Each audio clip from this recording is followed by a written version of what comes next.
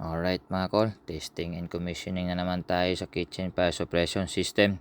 So ayon sa batas NFPA 96, pag nasa commercial cooking ka, required ka na mayroon kang automatic fire suppression system. So yan pala yung Ansol na brand, yung mechanism niya. Tingnan natin kung makapasa. Kailangan titrigger yan at saka mapatay niya yung supply ng kuryente dahil induction type sila. At saka mapatay yung supply ng LPG nila. I-check din natin yan, yung extinguishing agent ayon sa NFPA 17A, wet chemical. So kailangan wala pa o hindi magkaroon ng sip-on yan, kasi kung hindi, papalitan natin yan.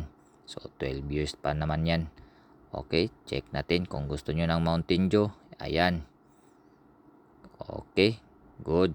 So i-check na naman natin yan kung titrigger yung automatic detection nya. Okay, gana, pumitik. Okay, manual na naman tayo. Okay. Boom, ayan, pasado na agad. Yan lang, kadali.